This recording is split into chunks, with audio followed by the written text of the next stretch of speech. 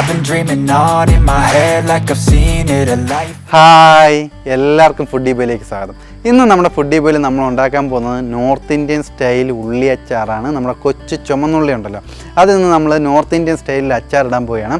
അതെങ്ങനെയാണെന്ന് നോക്കാം. അതോടൊപ്പം തന്നെ നമ്മുടെ ചാനൽ ഇതുവരെ നിങ്ങൾ സബ്സ്ക്രൈബ് ചെയ്തിട്ടില്ലെങ്കിൽ ദയവായി സബ്സ്ക്രൈബ് ചെയ്യുക, എല്ലാവർക്കും ഷെയർ ചെയ്ത് കൊടുക്കുക, നമ്മളെ മാക്സിമം സപ്പോർട്ട് ചെയ്യുക. അപ്പോൾ നമ്മുടെ നോർത്ത് ഇന്ത്യൻ സ്റ്റൈൽ ഉള്ളി അച്ചാർ എങ്ങനെയാണ് ഉണ്ടാക്കുന്നതെന്ന് നോക്കാം. ഉള്ളി അച്ചാർ ഉണ്ടാക്കാനെ കൊണ്ട് നമുക്ക് ആദ്യമേ സ്റ്റോക്ക് വാട്ടർ ഉണ്ടാക്കണം. അതിനായിട്ട് നമ്മളിപ്പം 1/2 ലിറ്റർ വെള്ളം ചൂടാക്കുകയാണ്.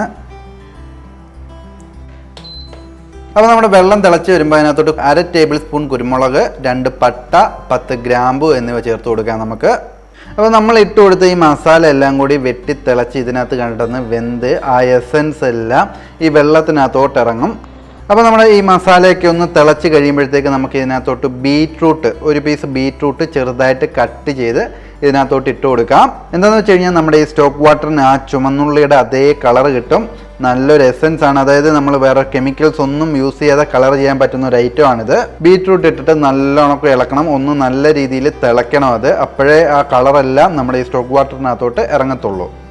അപ്പോൾ നമ്മളിത് ബീറ്റ്റൂട്ടൊക്കെ ഇട്ട് നല്ലോണം ഒരു 5 മിനിറ്റ് നല്ല രീതിയിൽ ഇത് തിളപ്പിച്ചിട്ടുണ്ട്. ഇതിനകത്ത് ഇപ്പം നമ്മുടെ സ്റ്റോക്ക് വാട്ടറിനകത്ത് നമ്മുടെ മസാലാസിൻ്റെ എസൻസും ഈ ബീറ്റ്റൂട്ടിൻ്റെ കളറും എല്ലാം ഇറങ്ങിയിട്ടുണ്ട്. ഇപ്പം തന്നെ നല്ലൊരു വാസനയാണ് ഇതിന്. ഇതിനകത്തോട്ട് നമുക്ക് 2 ടീസ്പൂൺ ഉപ്പ് ചേർത്ത് കൊടുക്കാം.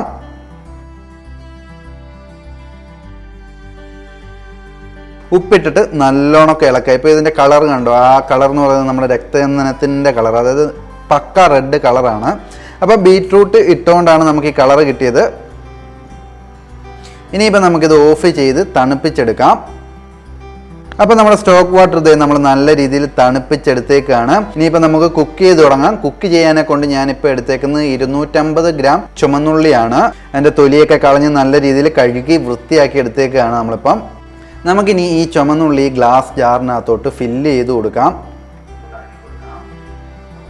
അപ്പം കൊച്ചുള്ളി ഇട്ട് കൊടുക്കുന്നതിൻ്റെ ഇടയ്ക്ക് നമുക്ക് കുറച്ച് പച്ചമുളക് ഇട്ട് കൊടുക്കണം. ഒരു 2 പച്ചമുളക് ഞാനിപ്പോൾ കീറി ചെയ്ത് ഇട്ട് കൊടുക്കുകയാണ്.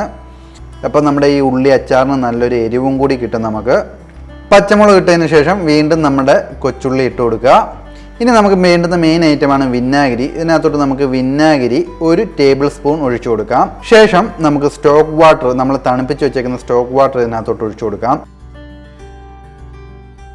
സ്റ്റോക്ക് വാട്ടർ ഒഴിച്ചതിന് ശേഷം നമുക്ക് ഇത് നല്ലോണം അടച്ച് വെക്കാം, നല്ല എയർ ടൈറ്റ് ആയിട്ട് അടച്ചു വെക്കാം. ഇനിയിപ്പോൾ ഇത് സെർവ് ചെയ്യാനെ കൊണ്ട് ഒരു 15 ദിവസം നമ്മൾ ഇങ്ങനെ തന്നെ കീപ്പ് ചെയ്യണം, എന്നാലേ ഈ അച്ചാർ കറക്റ്റ് പെർഫെക്റ്റ് ലെവലിൽ എത്തത്തുള്ളൂ.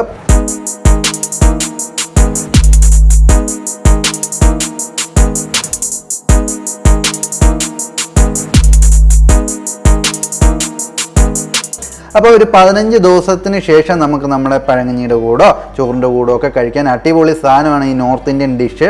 വളരെ വെറൈറ്റി ടേസ്റ്റാണ് നമ്മുടെ ഈ ഉള്ളി അച്ചാർ എന്ന് പറയുന്നത്. അപ്പോൾ നിങ്ങൾ മസ്റ്റായിട്ട് ഇതൊന്ന് ഉണ്ടാക്കി നോക്കുക. എങ്ങനെ ഉണ്ടായിരുന്നു നമ്മുടെ കമൻറ്റ് ബോക്സിൽ കമൻറ്റ് ചെയ്യുക. അപ്പോൾ നിങ്ങൾക്ക് ഈ വീഡിയോ ഇഷ്ടമായെങ്കിൽ ദയവായി നമ്മുടെ ചാനൽ സബ്സ്ക്രൈബ് ചെയ്യുക, എല്ലാവർക്കും ഷെയർ ചെയ്ത് കൊടുക്കുക, നമ്മളെ മാക്സിമം സപ്പോർട്ട് ചെയ്യുക. ഇനി ഒരു അടിപൊളി വീഡിയോ വരുന്നിടം വരെ ബൈ ബൈ.